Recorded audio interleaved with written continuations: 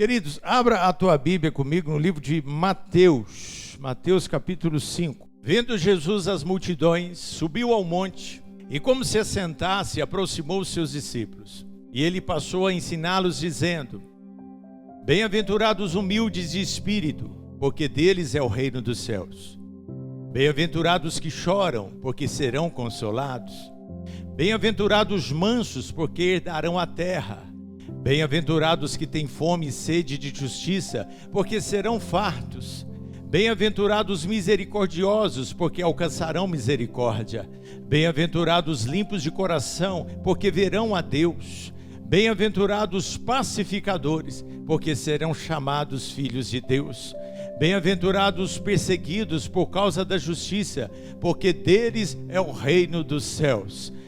Bem-aventurados sois quando por minha causa vos injuriarem e vos perseguirem e mentirem, disserem todo mal contra vós. Senhor meu Deus e meu Pai, que bom poder estar na tua casa, na tua palavra, e nessa noite nós te pedimos que a tua palavra, meu Deus, venha como flecha certeira em um alvo, e o alvo é o nosso coração, é a nossa alma. E nós te pedimos, meu Deus, faz aquilo que é só o Senhor que consegue fazer. Meu Deus, fala daquela maneira clara, daquela maneira inteligível, daquela maneira, meu Deus, que a tua voz se distingua de tudo que nós já ouvimos até então. Meu Deus, que venha como alento para esse coração, ó Pai, atribulado. Que venha, meu Deus, como bálsamo para esta alma ferida. E a tua palavra tem poder para ser tudo isso e muito mais. Essa semana eu tive alguns reverses, vamos dizer assim, algumas situações que me deixaram tristes. Situações que nos deixam talvez apreensivos e nos fazem refletir sobre estarmos ou não em determinado lugar. Eu me refiro à posição da política.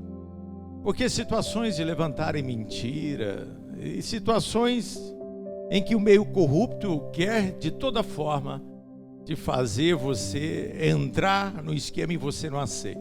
E isso entristece porque a gente fica imaginando que todos querem o bem comum. Mas se eu fizer uma pergunta para você nessa noite, eu sei que a resposta vai ser quase unânime. Quem aqui nessa semana teve situações que te deixou triste? Levanta a mão, deixa eu ver.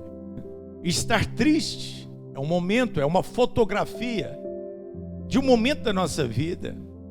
E isso não pode, obviamente, ser recorrente, né? Se tornar permanente. E aí vem Jesus agora, e ele vem chamando os seus seguidores para o sermão ali da montanha das bem-aventuranças. E ele utiliza ali aquela montanha como se fosse uma concha acústica, e ele começa então a pregar, e ele vai declarando essas palavras, bem-aventurado, e começa a citar um monte de situações que talvez eu e você se enquadrem. Às vezes situações que a gente está em guerra, e a gente quer a paz, mas a gente não conseguindo, a gente fica triste. Situações em que há perseguição na nossa vida, ele cita ali, bem-aventurado aquele que é perseguido. E é aquela situação que mentirem, levantarem injúria contra a tua vida. Poxa vida, se eu sou normal como você é, essas coisas não nos deixam alegres, mas nos deixam tristes. E Jesus então, numa ação parece até contraditória, ele começa a dizer: bem-aventurado são aqueles que são mansos, quanto que muitas vezes a gente quer virar um leão por causa das situações adversas. Bem-aventurado é aqueles que tentam promover a paz no momento de guerra. Eu tenho tudo isso ainda.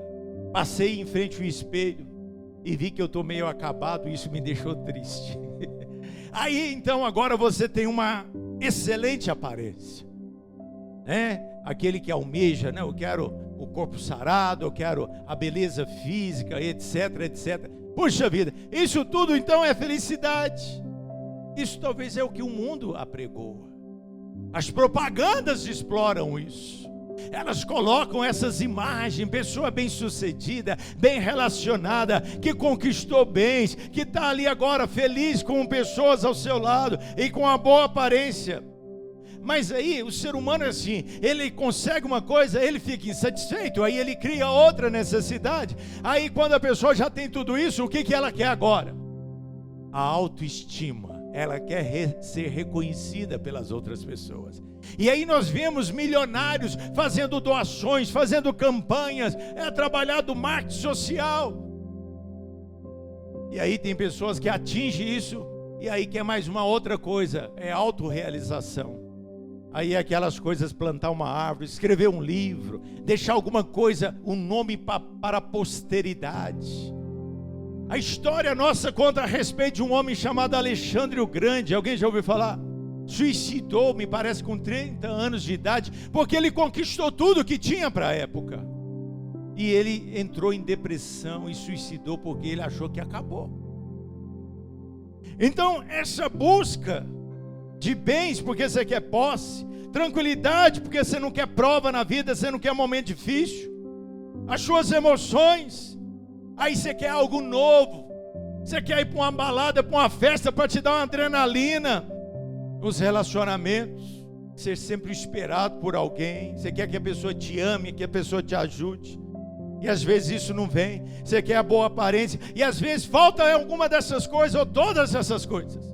Aí a pessoa fica triste, porque ela condiciona a felicidade nessas coisas.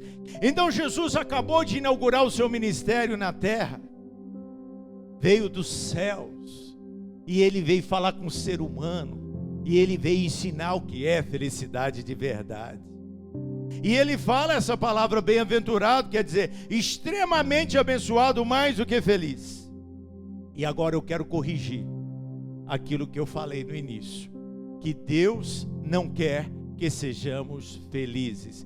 Ele quer que sejamos mais do que felizes. Mas aí a gente está buscando em outro lugar, e é por isso que há frustração. Salmo 112, verso 1 diz o quê? Bem-aventurado o homem que teme ao Senhor e se compraz nos seus mandamentos. Ah, querido, é aí que você encontra a bem-aventurança, a felicidade extrema. Quando você entender que você vai ser feliz no seu relacionamento, que você vai ser feliz nos seus negócios, que você vai ser feliz nas situações que você estiver vivendo, mas independente dessas coisas estarem fluindo de uma maneira que você quer ou não, mas simplesmente porque tem o abençoador, aquele que vai garantir a bênção, a felicidade na tua vida, querido, você desatrela. Você pode ter momentos como você teve essa semana de tristeza, mas não é aquilo que vai roubar a tua alegria. Aliás, Satanás é um mestre em criar situações para tirar a tua alegria, para fazer você esquecer da tua linhagem espiritual, para fazer você esquecer das bênçãos de Deus, do teu socorro bem presente. Aquele que vive pecando é porque não experimentou ainda a felicidade que Deus tem. Ele acha que o pecado é que vai trazer, querido, é engodo, é falácia, é mentira. Nós não vamos ser felizes com nada deste mundo se a gente não tiver naquele que nos criou.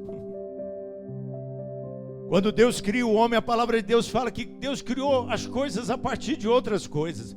Ele criou algumas coisas do nada. Haja luz e houve luz. E aí ele diz assim: produza o mar os seus peixes. Então a partir do mar os peixes nasceram. Se alguém aí gosta da teoria da evolução, entende que nasceu lá a vida marinha do peixe, está certinho, a Bíblia diz isso. O mar é que produziu os peixes. Aí ele diz à terra: produza a árvore, produza a relva. E assim aconteceu. E ele também diz: produz os animais. Então de alguma coisa foi feita outra coisa. Quem está entendendo, diga amém. Mas quando ele fez o homem, a Bíblia diz que ele pega do pó da terra, faz a casa que é o corpo humano. Mas agora ele não diz, produza da terra o homem. Não! Deus sopra no nariz do homem o fôlego da vida. A tua origem é de Deus. A tua origem, querido, é do coração de Deus. É por isso que você só está feliz estando diante de Deus. E qualquer outra coisa que você coloque neste lugar que é do tamanho de Deus, é a mesma coisa de você estar com sede de água e beber outra coisa não vai matar a sede. O dia que você falar que Deus falhou, a Bíblia diz ainda que teu pai e tua mãe te desamparem, todavia eu jamais desampararei você, diz o Senhor. Não há filho novo que vai dar a alegria que você talvez quer. Não há marido novo que vai dar. Não tem férias. Talvez aquela viagem, querido, eu já fiz viagem. E aí você viaja, fica feliz naquele momento. Depois você volta.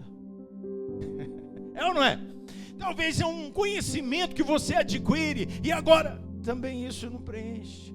Talvez um emprego novo, uma casa nova. Nada vai preencher o que Deus tem para nós. Não tem dinheiro, não tem escola, não tem relacionamentos. Isso não faz a diferença para quem está fora da água. Você precisa de Deus para ser mais do que feliz. Para encerrar, Filipenses 3:20 diz: sabe onde está a nossa expectativa, querido? A nossa pátria está nos céus, de onde também aguardamos o Salvador, o Senhor Jesus Cristo. O dia que você pensa que quando acabar as dívidas, querido, tem gente que pagou as dívidas, ficou rico, diminui essa expectativa. A fonte da felicidade é o Senhor. Fica de pé no teu lugar. Coloque a tua mão sobre o teu coração. Eu quero te apresentar Jesus nessa noite. Pastor, mas eu já aceitei Jesus, mas eu quero te apresentar de uma forma que você talvez ainda não acreditou. Para pessoas que estão aqui dentro da igreja, que estão tristes, melancólicos, depressivos, procurando prazer em outras coisas.